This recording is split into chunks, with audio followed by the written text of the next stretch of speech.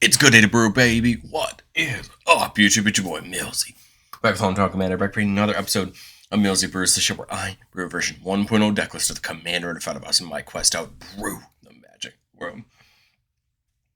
You know the motto, baby. It's ABB. Always be brewing, and that's what we're back to do today. The deck list is going to be down in the description for you below. As always, I'd really appreciate if you could interact with the video, like, comment, subscribe. Consider checking out those links in the description. The Discord has been popping. I'd love for you to come join. But today, we're getting towards the end of Mardu week, and I thought it was only right to reach back and take a look at one of Zurgo's old forms in Zurgo, Helmsmasher. A 5-mana 7/2 Orc Warrior with haste. He has to attack each combat if able. He has indestructible on our turn. Whenever a creature dealt damage by Zurgo dies, we get to put a counter on Zurgo. Zurgo is pretty well known for one thing, and that's Voltron. You put a bunch of a bunch of auras and equipment on Zurgo, make him big, and make him a real threat. Now, I will say right off the bat, this deck is a 3 because I'm not playing World Slayer. World Slayer is a very popular combo with Zurgo, basically destroying every other permanent on the battlefield. That will make it a 4, and I'm not going to do that. We just still have a couple combos a combo or two we're going to talk about. We're just not going to use that one. If you're interested in that, then I'm sure that you could just take literally any card out of this deck and put World Slayer in, and you probably still have a good deck. But truthfully, I didn't want to do that. I wanted to still try to find some fun with Zurgo otherwise. So we'll talk about how we're going to do it, get some equipment on there, take multiple combats, hit hard, and have some fun. I want to say a quick thank you to my channel members. Thank you so much for supporting the channel. If you're interested in seeing all our videos for just a little bit earlier for just $1, consider checking it out down below. But obviously, with Zurgo, having Indestructible, we can kind of craft some of the equipment we need. Now, the thing to know is he has Indestructible during our turns. We do still want to play some Indestructible equipment, because he won't have Indestructible during our opponent's turns, but we still want to give him a good buff. We have things like Blackblade or Forge, give him +1/+1 for each land we control. Embercleave, giving +1/+1 double strike and trample, leading to some nice big attacks. Brotherhood Regalia stops him from being blocked and gives him Ward 2. Just to help protect a little bit. Fire Striker for double strike. Hammer and Azan for +2/+0 and indestructible all of the time. Grafted Exoskeletons going to give him Infect, another potential way to help end the game by dealing poison counters to players instead of damage. Inquisitor's Philos doubles the damage that will be dealt by it. Leyline Axe, just kind of like Embercleave, going to give double strike and trample. Mithril Coat can be flashed in an instant speed to attach to him to give him indestructible. Sword of Vengeance, giving first strike, vigilance, trample, and haste. Reaver Cleaver is going to give us treasures for every damage that Zurgo would deal. Threat Power Suit gives it +1/+1 for each aura and equipment attached to it. And Ward 2, again, Ward 2 is nice, right? Helping to stop a little bit of our opponent's single target removal. Two-handed axe, doubling its power till end of turn. Gift of Immortality, giving it the ability that whenever the enchanted creature dies, we return that card to the battlefield under its owner's control, and we get the Immortality back in our hand at the beginning of the next end step. Kaya's Go Form was basically just bring Zurgo back the next time it would die or put into exile. So again, here are some ways to kind of get Zurgo back even around its indestructible, but I think the big portion of this deck, since we're looking to soup Zurgo up with some equipment, is caring about equipment. Akiri can draw us cards whenever Zurgo's attacking people, but Akiri's big ability, the one that we care about here, is for a white, you can unattach equipment from a creature you control, tap it, and it gets indestructible till the turn. With enough mana, we could just untap those equipment to protect Zurgo on our opponent's turns just to keep it alive. Arden can attach any number of auras and equipment we control to a target permanent or a player at the start of combat. Again, load Zurgo up, get it ready to go, just get it attacking. Codsworth gives Zurgo Ward 2. Can tap for double white to cast aura equipment spells, or it can just attach a aura equipment for free, which is a pretty nice ability, and even just that Ward 2 is very, very helpful. Halvark gives all of our creatures that are equipped double strike. A really nice ability, of course, once we start getting into things like trample with some of our equipment. Kellen's kind of the best of both worlds. His adventure side is going to let us just go get an equipment of our choice. And the other side, he buffs all of our other creatures for each equipment attached to Kellen. Kellen, to me, is just another nice threat that we can use in case Zurgo gets hated off the board. If we want to have two dueling swords trying to get two different creatures to be threats, Kellen can be a really nice threat for us. Pure Steel Paladin. Whenever another equipment enters battlefield under control, we draw a card, and then as soon as we have 3 artifacts, we can just equip equipment for free. It's a huge ability, especially when you start getting the key equipment down. Fighter class can go get an equipment of our choice, put it into our hand, and can level up to reduce our equip abilities. Forge Anew gives us the first equip ability for free during each of our turns. And then, as long as it's our turn, we can actually equip at instant speed, which is a really interesting ability and can lead to some fun scenarios where we equip at the right time for maximum damage. Sigarda's Aid lets us play Aura equipments at flash speed. And then whenever an equipment enters under our control, we can attach it to a creature we control. Again, good way to get around that equip cost, right? But I think the Voltron game plan's kind of obvious, right? Get swords in, put them on Zurgo, he hits hard. But I think where we could take it to the next level is taking multiple combats. Since Zurgo's indestructible on our turn, we don't have to worry about him dying in combat. So he can go out and deal maximum damage and just get involved. So there's a lot of ways we can do this. We have things like Ryu that, because Zurgo's a warrior, the first time it attacks, there's additional combat, allowing Zurgo to get it again. Combat Celebrant can exert the first time. It can exert when it attacks. If so, you get an extra combat. There's actually a combo we'll talk about later that also kind of works with Combat Celebrant. Full Throttle is going to give us 2 extra combats. In the beginning of each combat this turn, you untap all creatures that attack this turn. A nice ability, again, to get Zurgo in multiple times. Overpowering attack, same thing, extra combat. Aggravated Assault is multiple combats. If you can pay for it, 5 mana for each of them. This works really well with things like the great with the Reaver Cleaver that can give us treasures equal to the damage we deal. Could potentially give us as many combats as we need with Aggravated Assault. So kind of a fun combo there if we can get the right pieces in. But I think the most obvious combo in our colors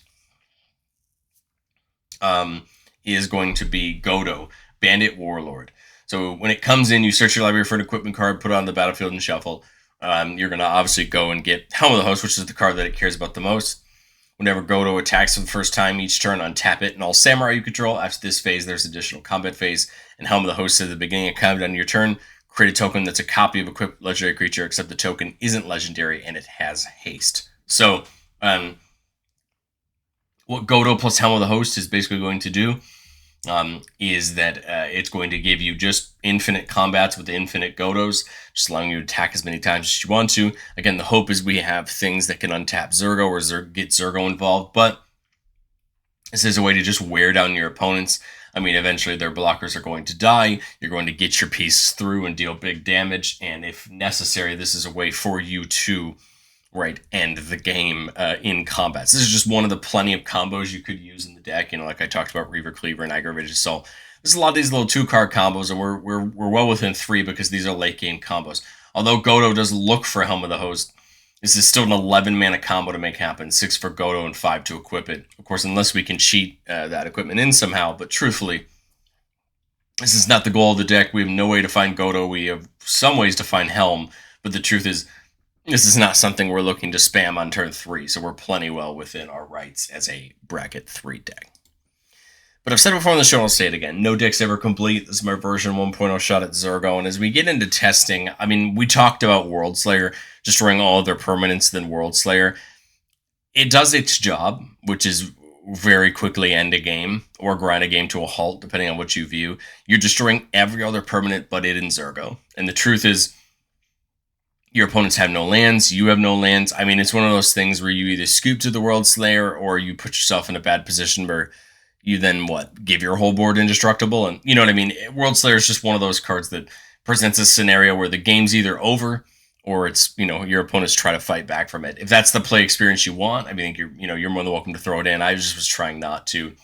As far as other cards, I thought about things like Lizard Blades to give Zurgo Double Strike or Inventory Management, where you can kind of move around your equipment at instant speed, at split second.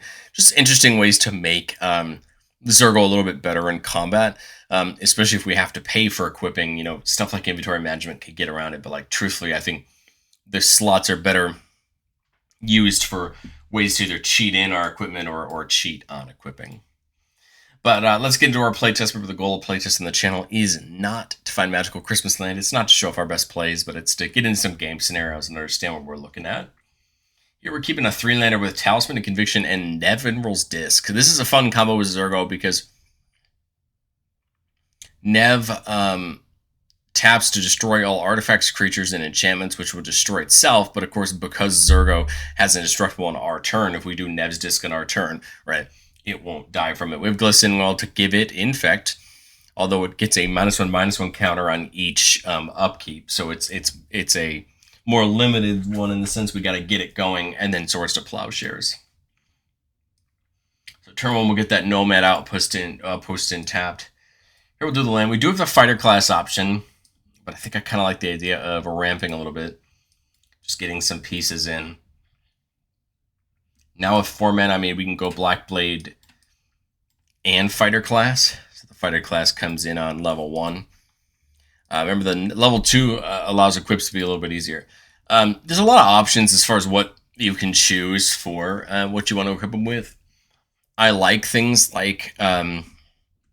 I really like things like the Leyline Axe or Embercleave, the things that are going to give him Trample and Double Strike, just because it's going to force him to hit a lot harder, and it's going to be harder for our opponents to, block out the damage.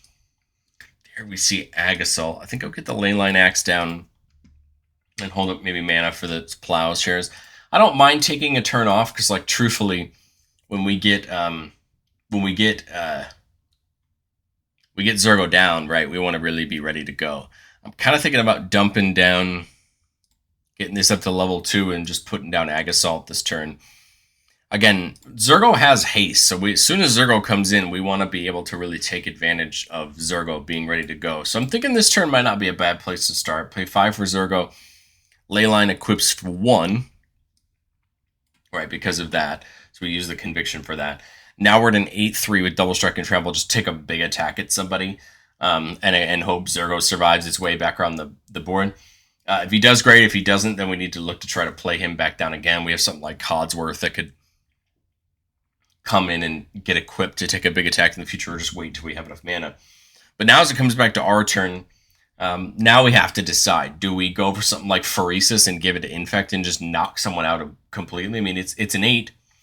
It's an 8-3 with Double Strike and Trample, right? It's dealing 16 damage. Truthfully, I feel like Black Blade should be enough to just start knocking people out one by one if they can't deal with Zurgo. So if I do, like, if I play Codsworth and do that, now it's got Ward 2. It's in a bad shape, and someone would literally have to wipe the board, right, in order to deal with it. And I mean, truthfully, if they do, they do. Like, it's easy for me to sit up here and say, oh, we can run all the protection in the world. But, like, truthfully, when you rely on one creature for your entire game plan, stuff can happen. But I mean, here we're a what? We're a 13-12 with Double Strike. Anybody's in Trample. Pretty much anybody's dead to commander damage now. We just run it out and we just, come back to our turn. If we're still rocking and clocking, you could think about something like Nev's Disc, but, like, truthfully, I think we're in good shape here on this one, unless someone has some of that single target removal to get around that, Ward 2. Here we've got a 3-lander with Sigarda's Aid, which, remember, auto-attaches things when they come in. There's the Mithril Coat to flash in, right, to give it indestructible. What I really like about Mithril Coat... Ooh. We take the turn off of the outpost. The thing about Mithril Coat is it gives it indestructible, so Zurgo would then have indestructible on everyone's turn, not just our turn, right? I think we'll put down the fighter class again. I mean, fighter class is, right, just one of the ways we have to make things a little bit cheaper again. And we have Mithril Coat for the, right, for that. I think I kind of just like, again, going for the Double Strike because I think it's such a useful. So we're 1 mana away from Zurgo, so we'll just attach the Leyline Axe. Again, we'll need it to get a little bit cheaper to bring in, but that's a-okay. Now I'm trying to think, do we run Zurgo out? Or do we try to run, like, the Reaver Cleaver out?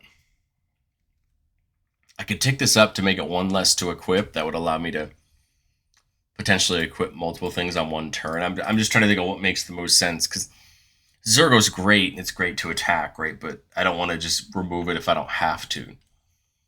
Because my thought is just tick fighter class up again, just making Leyline X a little bit easier to equip. And now, my thought is Zurgo plus Leyline X. I've just got 1 mana. I guess I could Ghost Form it just to keep it safe, right? Try to set up here for the next turn where we could... Remember, things auto-equip when we play them. So Leyline X for 1.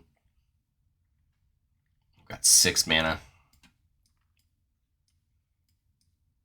Cleaver, I guess, for the treasure. And then hold up Mithril Coat just in case. Not of This World might look odd. It's a 7 mana instant, but it says counter target spell or ability that targets a permanent you control, and it costs 7 less to cast if it targets a spell or ability that targets a creature you control with power 7 or greater. Well, that's automatically Zurgo, so this is just a free counter spell for anything that targets Zurgo. And again, I think we're in good shape here. Again, minus the removal, but you have him coming back automatically even if he dies, and then these aren't that bad to equip now that we've got the fighter class set up, and we've got 1 way to protect him. Remember, I left the man up for Mithril Coat on somebody else's turn, just in case, right, to try to keep him alive to a board wipe. But otherwise, this is what we're trying to do. Soup Zurgo up, protect him, and get him involved. But let's go to playtest number 3, keeping a 4-lander with Temur Battle Rage, a way to give him double strike and trample on an instant. Bruno Battlehammer lets us equip the first time for free, and then each creature that's equipped gets +2/+0 for each equipment on it, and then Painful Truths for some draw. So, not some bad options here. Like the idea of getting that flail down for that double damage. There's Embercleave. So 2-handed axe doubles our power, creature of power. I think I'm just getting the axe down. Again, we can equip once for free each turn. So I mean, we could put something like the flail on the Battlehammer, for free just to get something out there. Then my thought is Zurgo, put the axe on it, take a big attack. It doesn't have trample, but I mean, it's a 14 that someone has to block, right? And then coming back to our turn, this is 4 mana to get on there. If we attack with both, so let's say we attack with both, 4 mana there, and then I believe we would have enough for Temur Battle Rage. But I don't think we'd want to use it this turn since it already has double strike and trample, right? It's an 8/3 that gets doubled to a 16/3 with double strike and trample, right? Someone's just out because of commander damage. Or we could give it to Bruno Battlehammer if it potentially gets a bad thing. It's a what? It's a 7/3. Temur Battle Rage would give it double strike and trample. So it's a 7/3 with double strike and trample that deals double damage. I mean, it could potentially just knock someone out pretty good, right? And I think we're just in a good board state. And again, some of these playtests are really short, but like truthfully, like your opponents either have it or they don't sometimes with some of these decks and some of these commanders. And so we're just trying to prepare ourselves all around. Here we're keeping a 3-lander with that. Kaya's Ghost Form, Reaver Cleaver, Maul the Skyclaves can get the creature in the air in first strike. Again, not bad for Zurgo to give it some evasion. And then Halvar for that double strike. It is good to know that Halvar does have a backside, which is a equipment that says whenever the equipped creature dies, return it to its owner's hand. So that's kind of a nice way to do that. I think we'll put the Armory down turn 1. 2, I guess this retreat would be coming in tap no matter what. I feel like it probably makes sense to do that. Turn 3, I guess we can get the Cleaver down. Turn 4, I think we just get Halvar down. Halvar is a really nice creature because not only does it give out double strike, but at the beginning of each of your combats, you can attach an equipment to another creature for free. So, it could have gotten the Cleaver on it that turn, you know what I mean, which is nice. But I think here we just play Zurgo and get the Cleaver on it. Now we're in 8/3 with double strike and we're in 8/3 with just trample. So I mean, we probably end up netting a couple treasure. I'd probably use it for like Kaya's Ghost Form and then go for the Armory. My thought here is, say Aggravated Assault, but obviously it's an enchantment. So I guess something like Regalia could be fun. I think truthfully, I'm just thinking of something like Mithril Coat.